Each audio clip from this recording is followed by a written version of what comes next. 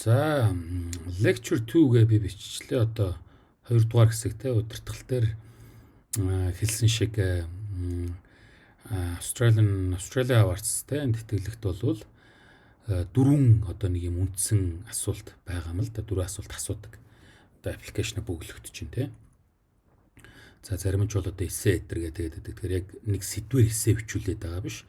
Зүгээр л юм тусдаа агуулгатай юм дөрвөн асуулт байгаа л гэсэн үг байхгүй. За тэрний эхний хоёр асуултанд нь ер нь яаж хариулвал зүгээр байдаг вэ гэсэн өөрийнхөө одоо туршлагыг яаж хариулсан гэдэг туршлагаа. Шевний тэтгэлэг Английн одоо засгийн газрын шевний тэтгэлэг ч гэсэн бас ялгаа байхгүй дөрвөн асуулттай байдаг. Тэгээ асуулт нь бас Австралийн тэтгэлэгтэй бас их төстэй шүү. Тэгэхээр ерөнхийдөө энэний хэлбэр маяг гэдэг юм уу одоо форматыг мэдээд яаж хариулах вэ гэдгээ ингээд ойлгодог, мэддэг болсон байхад бол цаашдаа өөр магистрийн тэтгэлүүдэд ингэж материал бэлдэж өгж өргөдөл гаргахад бол бас хэрэг болох юм шүү те. За юун түрүүнд бол ингээд материал элдв юм эхлээд таад ингээд одоо яа тийм өгч байгаа гэж бодъё те. Одоо ингээд өглөө гэхэд хамгийн түрүүнд бичиг баримт элдв юм ингэж батлуул бэлдэж явахаасаа гадна ерөөсөө нэн тэргүүний хийх ажил чинь болохоор энэ онлайн одоо материал өргөдөл өгдөг энэ системд нь бүртгүүлэх хэрэгтэй байдэн шүү. За энэ те OA гэдэг ингээд та нар ингээ ороод угаасаа тэр доор нь би линкийг тавьсан байгаа аваа тийм үү. За угаасаа тэгээ Австралийн аваарцсан юм. Юун дээр нэтэр байгаа л тогс. За тэгэхээр энд ингээ бүртгүүлчихэд энэгээр л ерөөсөө онлайн хамаг юм бөглөх байхгүй юу? Ингээд бүглөө явчихна. За тэгэхээр яаж бөглөдөг, юу болдог, яадаг гэдэг тухай бол би одоо дөрөвт хичээл дээр байж гэн тий ярих хэрэгтэй байгаа. Одоо ингэж бүглэн материал юм ингэ шүү тэгээ шүү гэд. Тэгэхээр энэ дээрээ ингээ бүглчөөд хамаг бичиг баримтуудаа ингээ элдв юмаа бүглөө явж явах дунд чинь л дөрвөн асуулт асууж байгаа байхгүй юу. Тэгээд тэр дөрвөн асуулт бол тодорхой үгийн тоотой тий 500 хүртэл үгийн тоотой. За тэгээд тэргээрээ яаж байгаа чамаас ингэж хариулт авч байгаа. Тэгэхээр л одоо хамгийн нэг бодлын амар юм шиг хэрнээ нөгөө бодлын аюу төвхтэй нь юу вэ гэхээр чамаг энэ хитгүүгээр нэг одоо нэг 2000 хүүгээр гөхүүдээ те чамаг тодорхойлж одоо тэгээ тэнцүүлэхгүй юу гэдгээ одоо шийдэж байгаа нэг ийм систем ийм нэг онлайн платформ байгаа юм л та. Тэгээд энэ дээрээ л чи өөрийгөө ингэж маш сайн тод сайхан гаргаж өгөхгүй болвол одоо нөгөө шалгаруулахад цаашаа шалгарч явахад бол одоо хэцүү болчихно гэсэн нэг юм санааг илэрхийлээд байгаа. За тэгэхээр энэ дээрээ бол жаахан анхааралтай байж нэгэн түүгийн тоо хязгаартай бичих юм тодорхой байх ёстой гэдэг ингээд бодлоор сайн бодож ээж бичих хэрэгтэй байхгүй юу? За миний ингээд хувьдаа уулзсан зөвлөгөө өгсөн ингээд янз бүрийн хүмүүсийн одоо эсэг хүү энэ асуултуудад хариулсныг харахаар хэрэггүй юм битсээр байгаад хамаг үгийнхэн тоог аваа хийждэг нэг юм алдаа байдаг.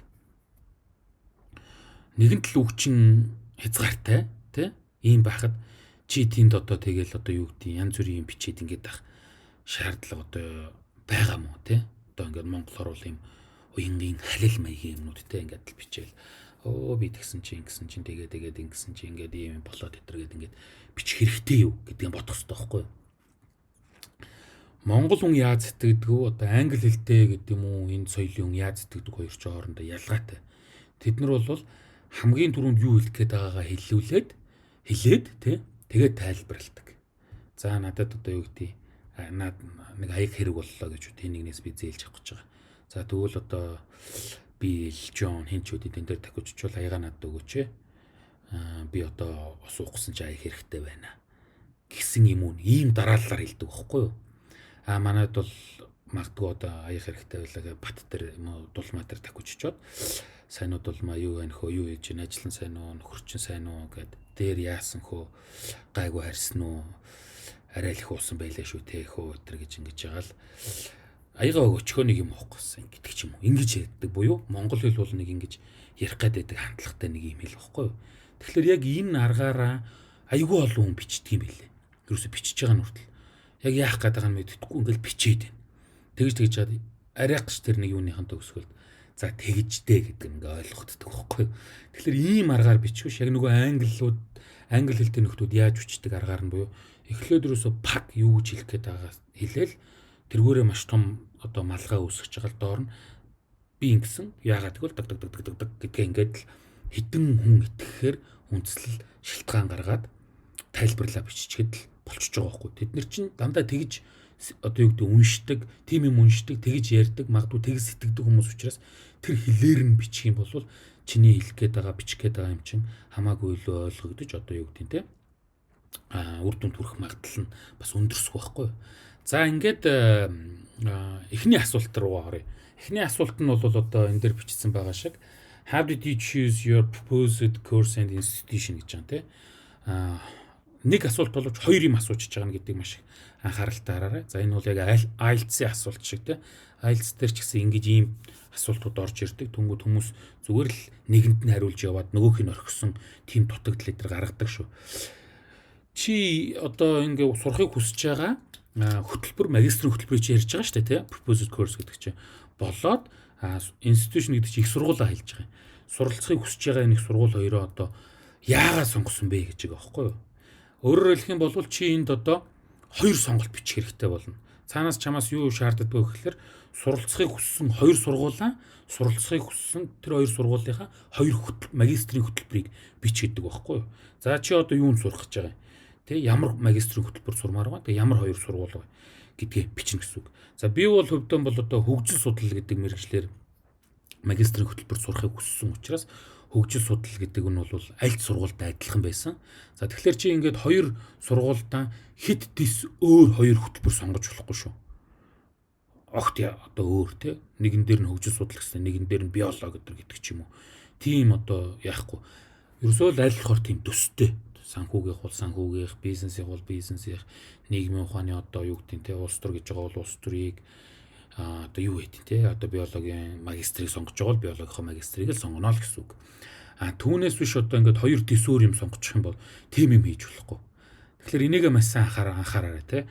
Хүмүүс бас баг сага юм алдаа гаргад юм байлээ шүү. Ингээд шал өөр юм сонгочдөг. Яадаг юм. За дараагийн ээлжинд хоёр сургууль ингээд чи ингээд одоо 1 2 гэж байгаа л бичиж болно шүү дээ те. Одоо эсвэл одоо юу гэдэг my first choice гэж байгаа бичиж бол my second одоо юу гэдэг тэгээд бичсэн гэдэг. Ямар ч байсан тэр хоёр бичиж байгаа текст чинь хоёулаа хоорондоо нэг тодорхой ялгаатай ургатай 1 2 дугаарлаж болно. Эсвэл өгүүлбэрээр найруулж болох нь те. Ер нь Австралийн тэтгэлэг бол чиний одоо юу гэдэг юм хамгийн түрүүнд бичсэн сургууль руу чинь л чамайг явуулах магадaltaй байдаг. Тэгэхээр нэгдүгээрт чи аль болохоор л өөрийнхөө одоо хамгийн хүсэж байгаа л тэр сургуулаа бичсэн чинь дээр шүү. Хоёр дахь нь дуу нь бол арай өөр юм лээ. Яагаад тэгэхээр хоёр сургууль руу чи хоёулаа ч материал явуулдаг юм шиг байгаа. Миний ойлгож байгаа. Тэгээд одоо эхнийхэн энэ илүү одоо юу гэдэг те энэ хүн илүүд үзэж байна гэдэг юм уу эсвэл нөгөө эхнийхэн сургууль нь төрүүлж итэр хариу өгдөг юм уу да. Одоо баттай биш шүү. Би бол ингэж нэг хардж байгаагаар нь те. Тэгээд ингээд эхнийхэн сургуульд явуулаад байх. Ингэдэг юм одоо юу гэдэг те юу байгаа шүү.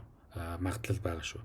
Яагаад энэ сургуулийг сонгосон, яагаад энэ хөтөлбөрийг сонгосон гэдгээ аль болохоор хүн итгэх 2-3 шалтгаанаар тус тусад нь тайлбарлал. Өөрөөр хэлэх юм бол хоёр сургууль, хоёр хөтөлбөр дээр чи одоо за 2 гэж бодох юм бол нийт 4, 3 гэх юм бол нийт 6 яаж гэн. Одоо ийм шалтгаан үндэслэл олж тавина гэсэн үг те. За шалтгаан үндэслэлгээ бодъё. За жишээ нь би бол хамгийн ихний сургууль дээр бол Мельбурний их сургуулийг сонгосон. За Мельбурний их сургуулийг сонгодог нь бол надад ямар ач холбогдолтой гэдэг юм уу юутэй байсан гэдгийг би бол хэлэхдээ нэгт тэр миний сурах гэдэг тэр хөгжил судлалын хөтөлбөр бол антропологийн тэнхэн болоод бусад нийгмийн ухааны тэнхмүүдийн хамтарсан хөтөлбөр байсан бохоггүй. Миний өөрийн сурж байгаа одоо Монгол сурсан мэргэжил бол антропологи буюу хүн судлал гэдэг мэргэжил. Гэтэл Мельбурний их сургуулийн тэр хөгжил судлалын хөтөлбөр нь болохоор зөвхөн антропологи биш, антропологоос гадна ингээд бусад нийгмийн ухаануудтайгаа хамтарсан тийм нэг тэнхимд харьяалагддаг дундын хөтөлбөр байсан бохоггүй. Англиар бол одоо угаасаа хөгжил судлалын чинь interdisciplinary буюу одоо салбар дундын гэж хэлдэг байхгүй юу. За яг хөгжил судлал угаасаа л антропологоос ер нь бол аюу их юм авч хөгжил судлал гэдэг энэ ухаан бий болоход антрополог зөндөө хөв нэмэр оруулсан л та тий. Ийм бий. Энэ надад одоо их гоё таалагдчихсэн. Өөрөөр хэлбэл би зөвхөн антропологийн хөгжлийг судалдаг антропологч зөвхөн антропологч хүмүүсийн яриаг багш нарын яриаг сонсохгүй байхгүй тэнд очивол тэнд очсон чинь нэрээ миний хичээл бол айгүй тийм олон янзын багш нараас би хичээл сонссон. Философийн багшаас, Аз судлалын багшаас, тэ улс төрийн багшаас гэтэргээд. Тэгэхээр чин энэ бол ингээд надад айгүй боломж байсан хөө. Тэгвэл миний хамгийн ихний юу бол юу гэж байгаа вэ гэхээр за би Мельбурний их сургуулийн хөгжил судлалын гэдэг энэ хөтөлбөрийг сонгосон. Яагаад сонгосон бэ гэхээр ийм байна гэж хэлсэн байхгүй юу? Ийм сонирхолтой юм одоо ийм олон төрлийн тэ ийм diverse багш нартай байна. Одоо би ингээд хөгжил судлалыг зөвхөн антропологч багшаас сонсомооргүй байна гэж.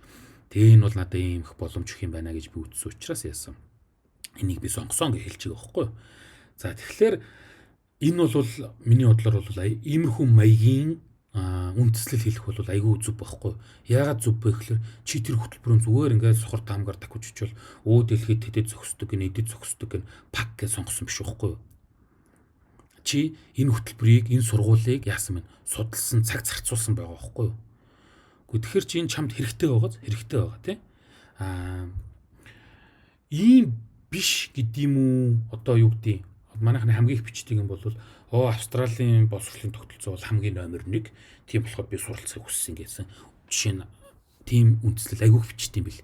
Ингэж болохгүй. Яг болно одоо. Гэхдээ энэ бол түрүү миний хэлснээс хамаагүй сул үр дүн. Юу авчин чамд. Тэгэхээр чи ингээд яах ёстой вэ? Сайн судлах ёстой байхгүй юу? За өөр ямар шалтгаан хэлж болох бодцоо хэдүүлээ те. Өөр одоо ямар янзын шалтгаан хэлээд ингээд хоёрдугаар асуултанд хариулж болох уу? Жишээ нь бол миний дараагийн нэг хэлсэн шалтгаан нь болохоор Мельбурний их сургуулийн тэр одоо хөгжил судлалын хөтөлбөрт бол одоо манай антрополог болоод энэ хөгжил судлалын салбарын домог болсон Ахил Гупта гэдэг ингээд сүрхий профессорууд ажилтдаг байсан байхгүй юу? Ингээ яг 100% биш ч гэсэн ингээд ирж үе хичээл ордог. Тэнгүүд би нөгөө профессорыг чинь сайхан барьж аваад угаасаа домог болсон антропологч л тоо. Антропологч хүн тэгээд энэ этгийн хөгжлийн тухай судалдаг байхгүй. Тэгээд би нөгөөхөр чинь яагаад одоо жишээ нь ингээ манай салбарын ийм том хүнийг яаж вэ? Манай энэ сургууль багшлуулд юм байна. Тэгээ би энэ сургуульд нь ямар байна? Суралцмаар байна. Энэ хүнээс сонсомоор байна. Энэ хүний энэ бүтээлийг би ингэж үзэж харж ирсэн. Тэ энэ хүний бол энэ санаа их сонирн байсан. Энийг маш товчхон нэг өгүүлбэрээр хэлээ шүү. Нөгөө өвчин гэтрээд алга болж балрын штэ хөөе. Тэгээд гуравт нь болохоор би яасан бэ гэхээр нөгөө сургуулийнхаа ингээд вебсайт элдв юм байгаа. Тэр лөө оронгууд хичээлээс гадуур тэр чинь ингээд янз бүрийн лекц, семинар элдв юм зохион байгуулдаг шүү дээ. Ингээд том профессоруудыг урьж авчирч яриулдаг, хэлэлцүүлдэг, тийм форум өдр янз бүрийн мэдүүс байхгүй. Тэгсэн чинь Мельбурний их сургууль ерөөсө дэлхийд алдартай айгүйх антропологчдыг авчирч ингэж нээлттэй яриа хийдэг, хурлууд оруулдаг, тийм семинар хийдэг байгаа байхгүй. Тэгээ тийм үнгүй яриа мэрэ зөндөө болдог. Тэнгүүт нь би тэргээр ингээд жишээ нь өнгөрсөн жил энэ одоо хөтөлбөрийнх нь те одоо миний энэ антрополог болоод одоо миний сурсан антрополог болоод миний сурах гэдэг энэ хөгжил судлал гэсэн хөтөлбөрийн ийм том нэртэй эрдэмтдийг авчирч яриа лекц хэлцүүлэг хийлгсэн байна. Би бол энээс нь болж одоо те энэ сургууль бол надад зөвхөн хичээл ингээд академик хичээл янз бүрийн гой одоо олон мэрэгчлэлтэй хүн заана гэсэн шүү дээ. Эннээсээ гадна хичээлээс гадуур ийм том эрдэмтдний одоо яриаг судалгаатай танилцах ийм боломжоор надаар хангаж байгаа юм байна. Ийм боломж өгж байгаа учраас би энэ сургуулийг сонгож байна гэж бичсэн бохгүй юу.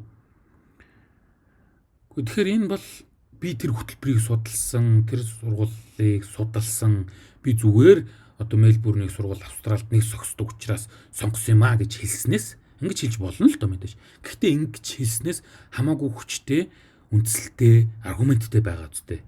Надад бол тийг санагдчихэв тийм. За нэг юм ба. За миний хоёр дахь сонголт бол тэр Брисбенд байдаг Queensland-ийн их сургууль байсан. За Queensland-ийн их сургууль бас угаасаа бас их том. Гэхдээ хөтөлбөр нь болохоор хөгжил судлал ба practical юу вэ? Одоо би мартчихлаа. Нэг тим нэртэй хөгжил судал дээр нэмээд бас нэг тим юм дээ. Би бол төсtöөл хөтөлбөр сонгох хэрэгтэй гэж хэлсэн шүү дээ, тий. Бас л ялгаа авахгүй тийм төстэй хөтөлбөр сонгосон. Тим одоо юу вэ? Хөтөлбөр санал болгож ирсэн. За тэгээ би тэрийг сонгочоод за миний одоо хоёр дахь сонголт бол энэ Queensland их сургуулийн юм байгаамаа. За яагаад би одоо ингэ сонгосноо бичья гэдэг чинь. Тэнгүүтээ тэр хөтөлбөрийн чинь танилцуулгууд байгаа. Вебсайт руугаа сайхан орж байгаа л ямар хичээл үзэх гээд байгааг би ингэ судалж үзсэн байхгүй. Ингэ таймер бичсэн байт. Тэгээ тэр дотор нь бол одоо яг миний сонирхож байсан хөгжил судлалын онол, хөгжил судлалын одоо онолын хэрэглээ гэх үү те practice гэсэн байсан санагдаж байна те practice гэсэн байсан. Тэгээд тэрнээс гадна дахиад нэг хичээл амар сонирхолтой байсан. Тэр юу гэхээр одоо хөгжиж байгаа орондох одоо хөгжил судлал гэх үтэй одоо хөгжлийн тийм янз бүрийн үйл ажиллагаанууд гэх үтэй тийм нэртэй development practice and development counter ч үлээ. Нэг тийм хоёр хичээл байсан байхгүй. Тэр хоёр хичээлийг би сайхан онцолж аваад энэ хоёр хичээл бол жишээ нь нэг тэр эхний тэр онл практик гэдэг хичээл бол надад ингээд хөгжил судлалын тухай онл элдв юмыг би ингээд сурахыг хүсэж байгаа. Энэтэй үнэхээр ингээд таацсан, нийцсэн ийм хичээлүүд санал болгож байна. Тэгээд зөвхөн онл биш ингээд практикийг зааж байна те. Яаж хэрэглээ нь ямар байдаг зааж байна гэж хэлээд. Хоёрт нь болохоор хоёр дахь энэ нэг хичээл болохоор одоо яасан надад ингээд үнэхээр хэрэгтэй. Яг л би ингээд хөгжиж байгаа орноос ирсэн. Хөгжиж байгаа оронд одоо ингээд яадаг ямар ийм хөтөлбөр элдв 7 юм болдог вэ? Энэ тэрэ гэсэн ийм юмнуудыг их санал болгодог. Тэгээд энийг яах нь вэ? Одоо би ингээд хийвэл энэ хоёр хичээлийг үзэх юм бол миний одоо энэ хүсэл сонирхол элдв юмтай яг сурах гэдэг юмтай ингээд үнэхээр сайхан нийлдээд одоо ингээд гоё юм сурах гэдэг байна гэсэн санаа хэлсэн байна. Тэгээд дараад нь болохоор юу гэж хэлсэн гэхээр Brisbane-ийн тэр Queensland их сургууль болохоор яг тэр үед нэг юм хөгжил судлалын тухай хоёр тийм хурал дараалал хийцэн байсан. Тэгээ би тэр хоёр нэгэн семинар нэг нь бол их том хурал байсан.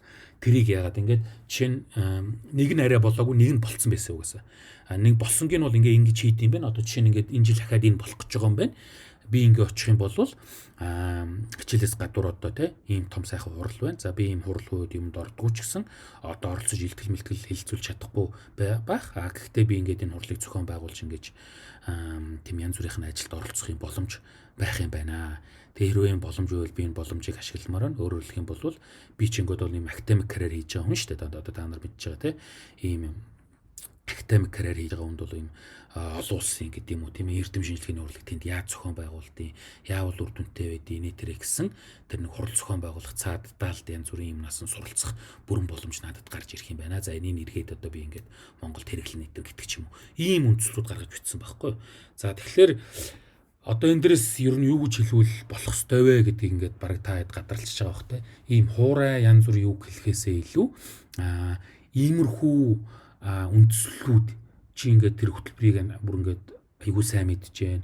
За чи тэр сургуулаач айгүй сайн мэдж जैन. Магадгүй тэнд байгаа профессортой холбоо тогтооцсон эднэр тэр тэнд багшилдаг ажилтдаг хүмүүс юм уншиж байсан таньдаг мандаг байх юм бол тэр чи айгүй бас том үндслэл болох байхгүй. Одоо би тэр профессорын тэр бүтээлэг үнсэх хэрэгтэй байсан.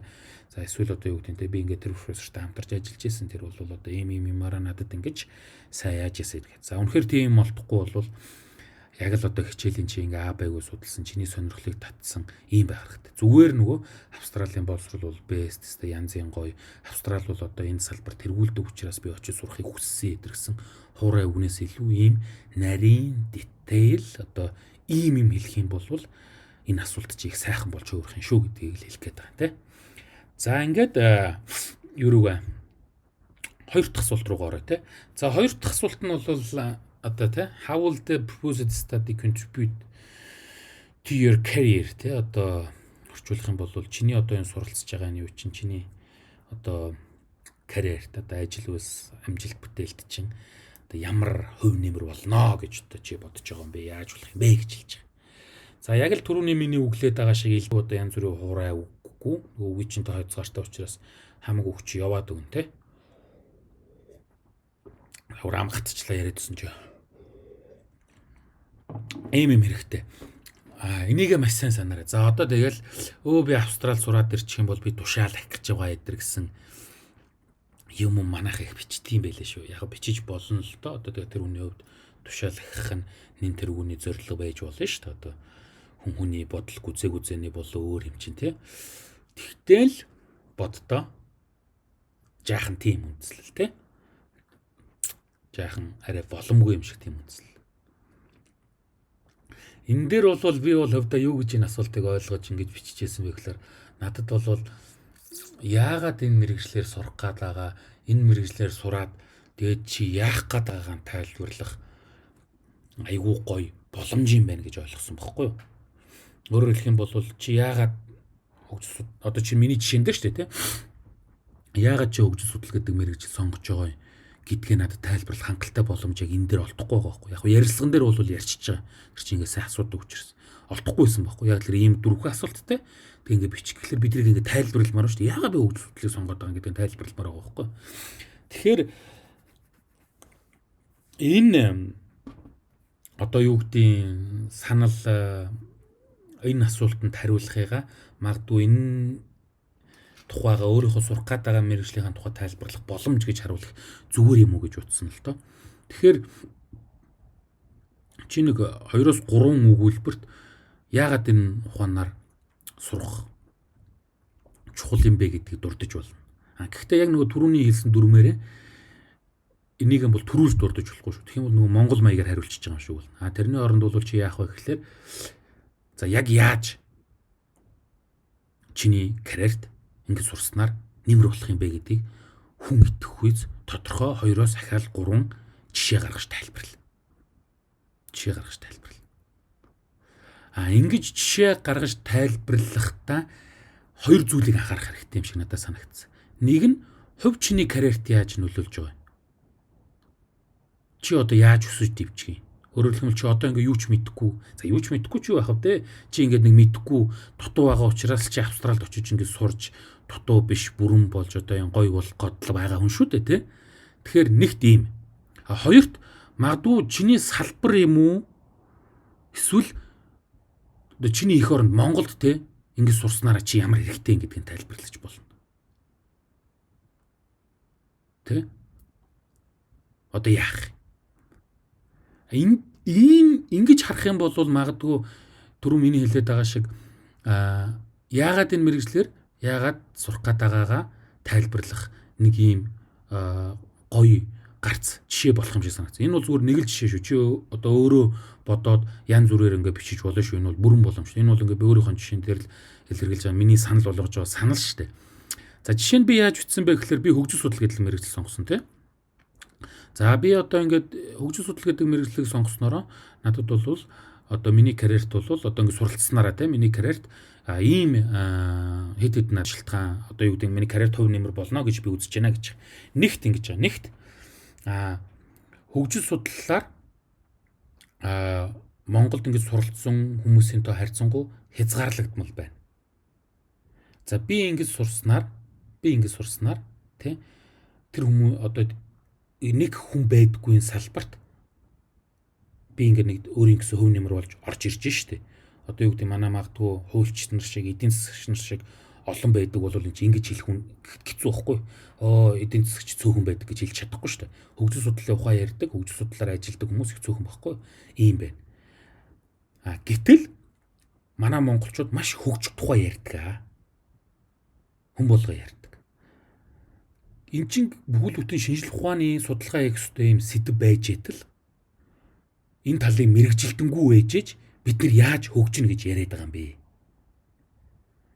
Тэгэхээр би энэ ухаанд сурна гэдэг бол тий би энэ салбарт цөөхөн хүний карьер хийж байгаа хүний нэг болно. Намайг маш үнцэнтэй болгоно. Нөгөө талаар Монгол улс хөгжин сайжирна гэдэг дагаад нэг хөв нэмэр болох мэрэгжилтэн болох би боломжтой юм аа гэж хэлсэн байхгүй юу? За одоо их бүдүүн баргаар яах юм бол за битсэн арай өөрөөс. Тэгэхээр эн чинь чи ингээд зүгээр л хөгжил судлал гоё гисэн ингээд сурах гээд байгаа биш байхгүй юу? Нэгт энэ салбарт Монголд одоо ингээд болсон хүчин цөөхөн байд юм байна.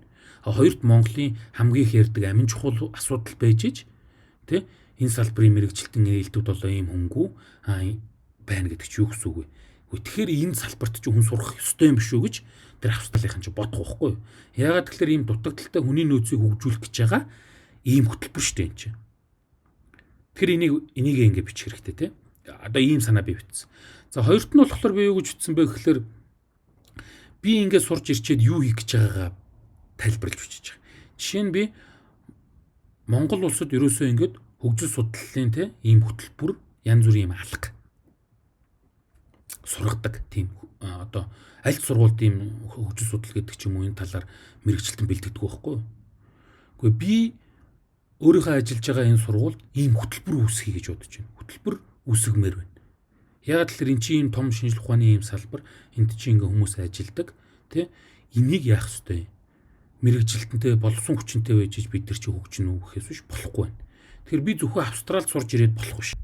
Би энэ салбар ухааныг Монголд хөгжүүлье. За үндэслэлийн эдэр гэж том яриад байх үү те хөгжүүлье. Ингээ мэрэгчлэлтэн бэлтгэе. Ингээд энэ салбарын мэрэгчлэлтэнгүүд олон болохоор энэ салбар ч хөгжөөд тэгээд нөгөө гол асуудал болсон хөгжил гэдэг юм чинь хувь нэмэр оруулах боломж болцоо байх юм шүү. За ийм хоёр үндэслэл болвол одоо миний карьерт яаж нөлөөлөх гээд байгаа нэг харагдаж байна те. Зөвхөн миний карьерт ч биш миний юунд салбар болоод цаашлаа улс оронд бас хэрэгтэй байна. Тэгэхээр энэ нөгөө нэг түрүүн миний хэлээд байгаа шиг юунд явах нь вэ? Карьер гэдгэн чи ингээд албан тушаал авах мөнгө олох гэдэг дээр төвлөрж бодхосоо илүү юу хийж бүтээх юм бэ гэдэг дээр төвлөрж харах юм бол илүү тэдний ойлгодог мэддэг карьер гэдэг ойлголт болно. За манайд яг хуу та бүх өөрөөр ойлгодог гэж болно л доо.